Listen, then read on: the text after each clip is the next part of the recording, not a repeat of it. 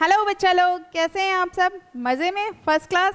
तो बच्चे चलिए, जैसा कि हमने कहा था कि इन केमिकल्स या हार्मोनल्स के बारे में हम लोग और डिस्कस करेंगे, तो आज हम वही आपके लिए लेके आए हैं।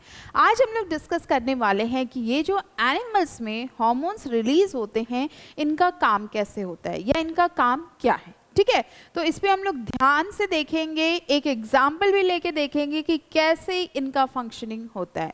सो क्वेश्चन लिखा हुआ है, हाउ आर सच केमिकल्स और hormonal transmission used in animals. ये जो केमिकल्स होते हैं या फिर कहें हार्मोन्स होते हैं, इनका ट्रांसमिशन यूज कैसे होता है एनिमल्स की बॉडी में। सोचने वाली बात है भाई, कैसे होगा, है ना। So let's see, what do some animals, for instance, squirrel experience when they are in a scary situation। कह रहे हैं कि कुछ एनिमल्स जैसे कि स्क्विरल्स हैं, ये स्कैरी सिचुएशन में क्या फील करती हैं, है ना। आपने देखा होगा स्क्विरल्स जो होती हैं, इनके अगर आसपास, हम इनको हार्म भी नहीं करने जा रहे हैं, अगर इनके आसपास से भी आप गुजरो, टहल रहे हो, निकल जाओ या फिर कुछ गिर जाता है तो ये बहुत डर जाती है और डर के भागने लगती हैं। आखिर क्या होता है ऐसा, यही हम लोग जानने की कोशिश करेंगे। चलिए, When squirrel experiences a scary situation, see, अब जैसे मान लीजिए ये स्क्विरल है और कोई डॉग आ गया, है ना। अब स्क्विरल के लिए क्या है, स्कैरी सिचुएशन है, उसे डर लगेगा। So its body prepare for either fighting और रनिंग अवे। भाई दो ही ऑप्शन बचते हैं, अगर आप भी मुसीबत में होंगे तो दो ही ऑप्शन बचेंगे, या तो लड़ लो या भाग लो, यही तो दो होगा। लड़ाई कर सकते हो या वहां से भाग सकते हो, है ना। दो सिचुएशन होती है, तो स्क्विरल के पास भी यही दो ऑप्शन है। इट्स बॉडी प्रिपेयर, उसकी बॉडी प्रिपेयर करने लगेगी। आप देखोगे कि अगर आपके सामने कोई बहुत हट्टा कट्टा इंसान आके खड़ा हुआ है आपसे लड़ाई करने के लिए, तो भाई उस सिचुएशन में तो बेटर है कि हम वहां से भाग ही जाएं, है ना। उससे लड़ाई करना तो समझदारी नहीं है। लेकिन अगर मान लीजिए कोई आपके जैसा ही है और वो आपसे फाइट करने आ गया है, तो ऑब्वियसली आप उससे फाइट करोगे। ऐसा तो है नहीं कि भी छोड़ के, मैदान छोड़ के भाग जाओगे, ऐसा तो करोगे नहीं। तो वैसे ही स्क्विरल भी होती है, अगर इसे लगता है कि हाँ कोई मेरे बराबर का है तो मैं उसे फाइट कर सकती हूँ। लेकिन अगर कोई उससे बड़ा है, लाइक स्क्विरल के कंपैरिजन में डॉग काफी बड़ा है, तो वो वहां से भागने की कोशिश करेगी। दो तरीके हैं। अब चलिए जरा देखते हैं क्या होता है। Both are very complicated activities that will use a great deal of energy. दोनों ही सिचुएशन में एनर्जी की जरूरत पड़ेगी। ऑब्वियस सी बात है भाई, लड़ाई करने के लिए भी एनर्जी चाहिए और भागने के लिए भी एनर्जी चाहिए, है ना। दोनों ही सिचुएशन में एनर्जी चाहिए। लड़ोगे तब भी एनर्जी की जरूरत पड़ेगी और वहां से भागोगे, दौड़ोगे, जिस भी सिचुएशन में, तो भी एनर्जी की जरूरत पड़ेगी। ओके, नाउ कॉम्प्लिकेटेड मतलब होता है डिफिकल्ट। चलिए, many tissue types will be used and their activities integrated together in these action। क्या होता है, बहुत सारे टिश्यू के टाइप होते हैं, वो यूज होते हैं और उनकी एक्टिविटीज जो होती हैं वो इंटीग्रेट होती है। कहने का मतलब एक साथ होती हैं इन एक्शंस में। ऐसा नहीं कभी भी होता है कि मेरी बॉडी प्रिपेयर कर रही है भागने के लिए, साथ साथ हमें भूख भी लग जाए। ऐसा तो कभी नहीं होता ना भाई, कि आपके सामने लड़ाई होने वाली और आपको भूख लग रही हो, डर भी लग रहा है, भूख भी लग रही हो। ऐसा तो कभी नहीं होता, या तो लड़ोगे या तो भूखे ही रहोगे, दोनों में से एक ही होगा। अब कहने का मतलब ये है कि यहाँ पे बॉडी में जितने टिश्यू आपकी हेल्प करने के लिए लग जाते हैं, अब आपके लिए तैयार हो जाते हैं, तुम जो भी करो हम तुम्हारे साथ हैं। तो इस सिचुएशन में क्या होता है, सारा एक साथ एक्शन लेने के लिए तैयार हो जाता है। सारे ऑर्गन्स एक साथ लिंक्ड अप होते हैं और वो एक्शंस लेने के लिए रेडी हो जाते हैं। Now to alternate activities, fighting और रनिंग, आर क्वाइट डिफरेंट। दोनों एक्टिविटीज जो हैं ये अलग अलग हैं। कहने को तो दोनों में एनर्जी की रिक्वायरमेंट है, लेकिन अगर फाइट करना है तो दिमाग का थोड़ा यूज करना पड़ेगा। कैसे फाइट करना है, किस जगह पे मारना है, किस तरीके से खुद को जीतना है, उससे बचना भी है, खुद को हार्म भी नहीं करना है, तो ये सब चीजें हैं। और अगर भागना है तो भागने में भी एनर्जी की जरूरत पड़ेगी, वहां भी सोचना पड़ेगा कि कैसे भागे, कहाँ भागे, आगे कुछ ऐसा चीज ना हो जिसमें हम खुद ही गिर जाएं। ऐसा ना हो आगे कुआं पीछे खाई वाली सिचुएशन हो जाए। तो दोनों ऑल्टरनेट एक्टिविटीज़ हैं, फाइटिंग और रनिंग, और ये काफ़ी अलग अलग हैं। दोनों काफ़ी, ऐसा नहीं है कि एक ही जैसी हैं, हर ऑर्गन एक ही जैसा काम करेगा। भाई अगर कोई बहुत हट्टा कट्टा है, मोटा तगड़ा है, तो वो तो भाग भी नहीं सकता। हाँ, लड़ने को लड़ सकता है, थोड़ी देर के लिए पटक सकता है सामने वाले को, लेकिन अगर कोई फास्ट रनर है और अच्छी बॉडी में उसकी एक्टिविटीज़ हैं तो वो तो भाग ही जाएगा, अच्छे से भाग जाएगा। लेकिन अगर आप जान रहे हो कि आप नहीं दौड़ सकते हो या उस स्कैरी सिचुएशन में आपकी बॉडी की कैपेबिलिटी नहीं है कि भाग सको, तो दोनों अलग सिचुएशन हो गई ना बेटा। यहाँ पे रनिंग भी अलग हो जाती है और फाइटिंग भी अलग हो जाती है। Different. Both should prepare for idle activity in such cases. दोनों के लिए प्रिपेयर होना पड़ता है। बॉडी इन एक्टिविटीज के लिए खुद को प्रिपेयर करती है। दोनों में ये जो एक्टिविटीज हैं इनको प्रिपेयर करने के लिए बॉडी के भी कुछ सिस्टम होते हैं। ऐसा तो होगा नहीं कि अगर हम डर रहे हैं और लड़ने भी लगे, या फिर ऐसा होगा नहीं कि हम भाग रहे हैं और लड़ने भी लगे, है ना। कुछ सिचुएशंस में ऐसा होता है, लेकिन जब ऑप्शन दो है तो कोई एक ही करना है, दोनों तो करेंगे नहीं। तो यहाँ पे बॉडी प्रिपेयर करती है आइडल एक्टिविटीज ऐसे केसेस में। How would this be achieved? ऐसा होगा कैसे? Let's see. अब हम लोग उसको नेक्स्ट स्लाइड में देखेंगे। The body design in the squirrel relied only on electrical impulses by nerve cells. अगर कह रहे हैं कि यहाँ पे केमिकल्स का यूज़ ना हो, हार्मोन्स का यूज़ ना हो, तो बॉडी की डिज़ाइन अगर मान लीजिए स्क्विरल में ऐसी है जहाँ पे इलेक्ट्रिकल इम्पल्सेस नर्व सेल्स के थ्रू ही बस यूज़ किए जाए, मतलब उसी पे डिपेंड हो, तो range of tissue instructed to prepare for the coming activity would be limited. भाई जो रेंज होगा टिश्यू का, इलेक्ट्रिकल इम्पल्सेस हर तक तो नहीं पहुंच जाएगी, हर ऑर्गन तक, लिमिटेड टिश्यू तक ही पहुंचेंगी। तो रेंज जो होगा टिश्यूज का उसको इंस्ट्रक्ट किया जाता है, prepare for the coming activity would be limited. जैसे बिजली का झटका लगा, बिजली का झटका लगा तो हम भागना नहीं शुरू करते, वहां से हाथ हटा लेते। अगर कुछ हीटिंग सब्सटेंस मेरे हाथ के या पैर के कांटेक्ट में है तो वहाँ से हम बॉडी का वो ऑर्गन हटा लेते हैं, क्योंकि हमें नर्व सेल्स के थ्रू तुरंत मैसेज मिला है कि आपकी बॉडी को हार्म हो रहा है, तो हम वहाँ से वो ऑर्गन हटा लेते हैं। तुरंत भागना या फिर कुछ ऐसी एक्टिविटी नहीं शुरू कर देते हैं जिसमें हमारा पूरा ऑर्गन इन्वॉल्व हो, पर्टिकुलर वो टिश्यू वहाँ से हट जाता है। Got it? चलिए आगे देखें।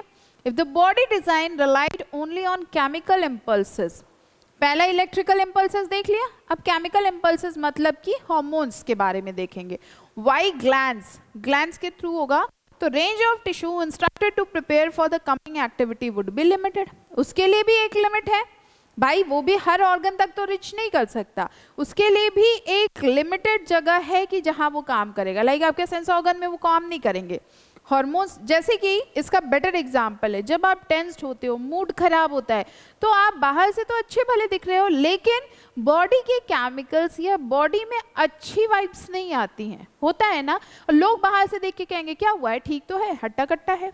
इसका मतलब ये तो नहीं कि मूड खराब नहीं है, किसी ने कुछ कह दिया तो बुरा नहीं लगा, या मन अच्छा नहीं है, या अंदर से कुछ और ही फीलिंग है। ओके, सो ये दोनों एक्टिविटीज जो होती हैं वो अलग अलग होती हैं। बेटर एग्जांपल आपको दें, एक होता है बॉडी पे चोट लगना, एक होता है दिल पे चोट लगना। बॉडी पे चोट लगेगी तो वो तो दिखाई पड़ता है, लेकिन अगर कोई बात आपको हर्ट कर गई है, किसी बात का दुख है, तो वो दिखाई नहीं पड़ता बेटा। वी कैन ओनली फील, हम लोग उसे फील कर सकते हैं बस, ठीक है। Now, let's see. If the body design in the squirrel relied both on electrical and chemical impulses. अगर बॉडी ऐसे डिज़ाइन की गई है जहाँ पे इलेक्ट्रिकल और केमिकल इम्पल्सेस का यूज़ है, मतलब कि नर्वस सिस्टम का भी यूज़ है और ग्लैंड्स के थ्रू जो केमिकल सिक्रीट होते हैं, हार्मोन सिक्रीट होते हैं, उनका भी यूज़ है, तो दोनों साथ साथ काम करेंगे। देखिए, पहले तो इम्पल्सेस जाएंगे, फिर केमिकल्स सिक्रीट होने लगते हैं।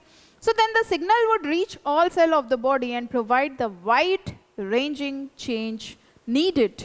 See, signals क्या करेंगे, हर एक सेल तक पहुंचेंगे, कुछ तक इलेक्ट्रिकल सिग्नल पहुंचेगा, कुछ तक केमिकल्स पहुंचेंगे। अब बॉडी प्रोवाइड करती है वाइड रेंजिंग चेंज नीड, तो बॉडी पूरी तरीके से तैयार हो जाती है, जिस चेंज की जरूरत है उसके लिए बॉडी फुल्ली प्रिपेयर हो जाती है ना, मतलब तन और मन दोनों तैयार हो जाता है उसके लिए। This is done in many animals including human beings, ऐसा ह्यूमन भी होता है, और इसका भी एग्जाम्पल शायद आपने देखा था, लेकिन आपको याद है या नहीं अभी हम दिखाएंगे। Human being also secrete hormones from gland and achieve the desired results. Human beings भी क्या करते हैं, हार्मोन्स को सिक्रीट करते हैं ग्लैंड्स के थ्रू, और उसके बाद ही हमें रिजल्ट मिलता है ना। कभी कभी गुस्सा आ जाता है, मन करता है मुंह ही फोड़ दें, होता है ऐसा। तो ऐसा क्या होता है, आपकी बॉडी ने भी एक्शन लिया है और आपके बॉडी के इंटरनल ऑर्गन्स मतलब हार्मोन्स ने भी एक्शन दिया है आपको। Let us see some endocrine glands of the body. ये देखिए, ये एंडोक्राइन ग्लैंड्स हैं हमारी बॉडी के, ये मेल में, ये फीमेल में। मेल और फीमेल में सिर्फ एक ग्लैंड का डिफरेंस होता है, बाकी सब सेम होते हैं। सी, पहले पिट्यूटरी ग्लैंड यहाँ पे होता है ब्रेन में। नाउ उसके बाद आते हैं थायराइड ग्लैंड, यहाँ पे होता है, that is also known as butterfly gland. उसके बाद आते हैं पेनक्रियाज, ओके, किडनी के ऊपर होते हैं। फिर adrenal gland, adrenal gland kidney के ऊपर होते हैं। पेनक्रियाज, ओवरी फीमेल्स में होते हैं और टेस्टिस मेल में होते हैं। तो ये सारे क्या हैं, एंडोक्राइन ग्लैंड्स हैं हमारी बॉडी के, जो कि हार्मोन्स का प्रोडक्शन करते हैं और पूरी बॉडी में स्प्रेड करते हैं। ठीक, see let us see some how human uses the hormone called adrenaline that is secreted from the adrenal gland। इसका एग्जांपल देखेंगे हम लोग, एड्रीनल ग्लैंड से कैसे सिक्रीशन होता है और ये काम कैसे करता है। See, in jungle the boy sees the lion. आपको अगर एग्जांपल याद हो तो पहले में हम लोगों ने ये पढ़ा था कि जंगल में बॉय ने लॉयन को देखा। Adrenaline is secreted directly into the blood. देखो, ये जो एंडोक्राइन ग्लैंड्स के हार्मोन्स होते हैं ना, ये डायरेक्ट ब्लड में सिक्रीट कर दिए जाते हैं, ब्लड को दे दिया जाता है, लो भाई तुम ले जाओ, इनको डक्ट की रिक्वायरमेंट नहीं होती है। ओके, सो एड्रेनालिन जो होता है ये सिक्रीट होता है directly into the blood and carry to different part of the body. Body blood में रिलीज हो जाएगा तो ब्लड तो पूरी ऊपर से नीचे तक जाती रहती है, फ्लो करता रहता है, तो पूरी बॉडी में वो चला जाएगा। ओके, लाइक दिस सिक्रीट हुआ यहाँ से, और किडनी के ऊपर होता है एड्रीनल ग्लैंड, पेयर ऑफ में होता है, और यहाँ से ये पूरा बॉडी में सिक्रीट होके पहुंच जाएगा। The target organ of the specific tissue on which it act include the heart। अब देखिए कहाँ कहाँ पहुँचता है, हार्ट में तक पहुँच जाएगा। टारगेट ऑर्गन है भाई, स्पेसिफिक टिश्यू होते हैं जहाँ पे ये हार्ट में होता है। स्पेसिफिक टिश्यू कहने का मतलब है हार्ट का एक वो स्पेसिफिक टिश्यू होता है जहाँ पे ये पहुँच के फिर हार्ट की भी रिदम जो होती है वो तेज होने लगती है, हार्ट बीटिंग क्या होती है, फास्ट हो जाती है। भाई कोई भी शेर देख लेगा हार्ट बीटिंग फास्ट हो जाएगी, तो वो क्यों होता है, क्योंकि एड्रेनलिन ग्लैंड के थ्रू हार्मोन सिक्रीट होते हैं और वो हार्ट तक पहुँचता है, जिसकी वजह से हार्ट की बीटिंग फास्ट हो जाती है। इसे स्कैरी हार्मोन भी कहते हैं, फाइट और फ्लाइट हार्मोन भी कहते हैं, ये इसी का नाम है। हार्ट बीट फास्टर, हार्ट क्या करेगा भाई, दुक दुक दुक दुक दुक दुक जल्दी जल्दी करने लगेगा, है ना, resulting in supply of more oxygen to our muscles. अब भाई हार्ट जल्दी जल्दी पंपिंग क्यों करेगा, क्योंकि आपको वहां से भागना है, और भागने के लिए क्या होना चाहिए, मसल्स में ऑक्सीजन होना चाहिए, है ना। तो जब आप भागोगे तो मसल्स को एनर्जी की ज्यादा रिक्वायरमेंट पड़ेगी, तो अब उस एनर्जी को कौन देगा, ये हार्ट बीटिंग फास्ट करने लगेगा, ज्यादा से ज्यादा ऑक्सीजन मसल्स तक पहुंचने लगेगा, जो कि हेल्प करेगा आपको वहां से भागने में, है ना। देखिए एनर्जी मिलने लगी मतलब ऑक्सीजन मिलने लगा। इस जगह पे तो भाई एनर्जी ऑक्सीजन ही है, क्योंकि उसी की सबसे ज़्यादा ज़रूरत है। उसके बाद क्या होगा, the blood of the digestive system and skin is reduced due to the contraction of muscles. Muscles में क्या होंगे, कॉन्ट्रैक्शन होने लगेगा, मसल्स में कॉन्ट्रैक्शन होने लगेगा, जैसे कि डाइजेस्टिव सिस्टम और स्किन के मसल्स में कॉन्ट्रैक्शन होगा, तो उसकी वजह से ब्लड की जो सप्लाई है वो कम हो जाएगी उन जगहों पे, जिस वजह से वो बॉडी के ऑर्गन बहुत ज़्यादा एक्टिव ना होके थोड़ा कम एक्टिव होंगे। कि अगर जैसे दौड़ रहे हो, दौड़ने में अब मान लो शेर खड़ा है सामने और आप भाग रहे हो, तो आपको भागने में अगर चोट भी लग रही है, खरोच भी लग रही है, तो उनकी हम परवाह ही नहीं करते, अभी तो जान बचाना है स्किन, तो फिर भी सही हो जाएगी। होता है ऐसा, तो ऐसा ही लोग करते हैं और यहाँ पे कॉन्ट्रैक्शन होने लगता है मसल्स में। These divert the blood to our skeletal muscles। और ये क्या करेगा, ये हमारे skeletal muscles में blood को पहुंचा देगा। वहाँ पहुंचने से हमारे skeletons खुद को थोड़ा और strong फील करेंगे और फिर हम भागना शुरू कर देंगे। ठीक है, चलिए ये देख लीजिए, ये skeletal muscles में पहुंच जाएगा और blood, और इसके बाद ब्रीदिंग रेट बढ़ जाएगी, ब्रीदिंग रेट और बढ़ेगी, बॉडी को और ऑक्सीजन की ज़रूरत है, तो all these response together enable the body to deal with the situation and the boy run away. तो इससे क्या समझ में आया कि ये सारी सिचुएशन मिल के हमें फेवर कर रही है कि तुम अपनी जान बचाओ और यहाँ से भाग जाओ, है ना। जितना भी रिस्पॉन्स देखा आपने, तो कहने का मतलब है बॉडी का हर ऑर्गन, बॉडी के हर जो नर्व्स हैं, हार्मोन्स हैं, ये हमें उस टाइम पे हेल्प करने, सपोर्ट करने लगते हैं कि चलो भाई अब तो निकल ही चलो यहाँ से। कितना भी आलसी इंसान होगा, शेर को अपने सामने देख के भाग ही खड़ा होगा, वो वहाँ पे आलस के मारे रुका नहीं होगा। तो इसका मतलब हम में से कोई आलसी नहीं होता है, सब हम लोग दिखावा करते हैं। Okay, and the boy runs away. ठीक, देख लीजिए भाग गया लड़का, है ना भाई। चलिए, सो दैट्स ऑल। उम्मीद है आपको समझ में आया होगा, और अगर कोई प्रॉब्लम है, कोई क्वेरी है, तो आप हमसे कमेंट सेक्शन में पूछ सकते हो। Take care, good bye.